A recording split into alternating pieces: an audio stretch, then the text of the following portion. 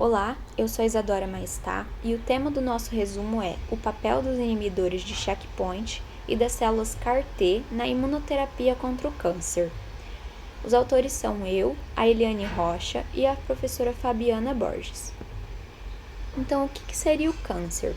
Câncer é quando uma célula acaba perdendo o controle da divisão celular. Por causa disso, ela invade outras estruturas orgânicas. O câncer, ele tem uma evasão do sistema imunológico, porque ele suprime as respostas imunes ou então são fracamente imunogênicos.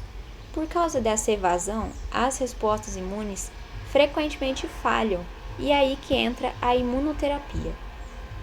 Diferente das modalidades convencionais como a quimioterapia, a radioterapia e a cirurgia oncológica, a imunoterapia se mostra mais eficaz no que diz respeito aos efeitos colaterais, porque eles acabam sendo menos intensos.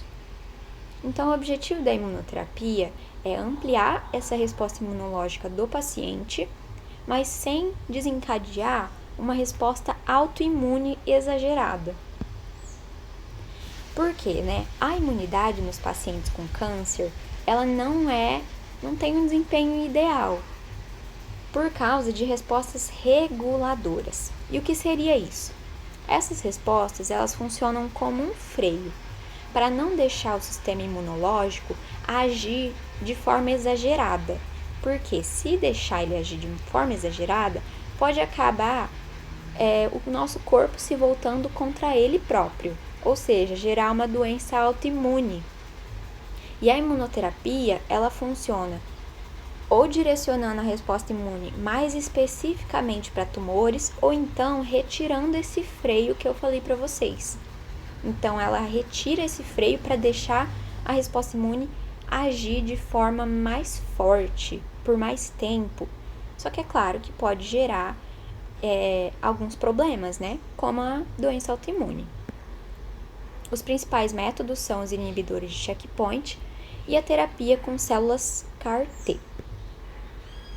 Os inibidores de checkpoint, eles funcionam principalmente para câncer de pele e câncer de pulmão. E eles funcionam bloqueando essas moléculas que freiam a resposta imune. Ou seja, são anticorpos que bloqueiam as moléculas de freio. São anticorpos monoclonais que são direcionados aos checkpoints imunológicos, deixando esses linfócitos T trabalharem muito mais e a resposta imune fica mais eficaz. Já as células CAR-T, elas têm esse nome porque elas recebem um receptor de antígeno quimérico, o receptor CAR, e passam a reconhecer e destruir as células tumorais mais especificamente. Então, essa resposta imunológica, ela fica voltada mais especificamente para as células tumorais. E como que é feito esse processo, né? Como que ela recebe um receptor CAR? Primeiro se coleta o sangue do paciente e se isola as células T. Depois, elas são modificadas geneticamente com um vírus. Daí, sim, acontece a expressão dos receptores CARs.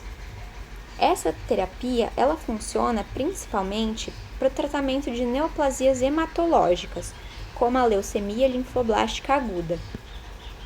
Mas também tem desafios, como os efeitos adversos, né? Por exemplo, as toxicidades autoimunes, além da fabricação ser personalizada. Então, eu tenho que retirar um linfócito do próprio paciente, é muito personalizado.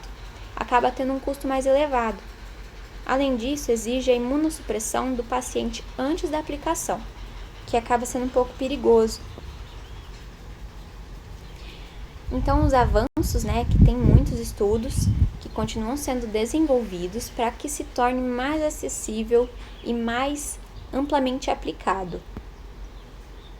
Então, a conclusão, né, é que a imunoterapia tem métodos mais específicos, com menos efeitos colaterais comparado às terapias tradicionais, como os inibidores checkpoint, a terapia com células CAR-T, né? Porém, tem desafios, né? Como os efeitos adversos, os custos. Apesar disso, indicam um futuro muito promissor. Aqui estão as referências e muito obrigada pela atenção.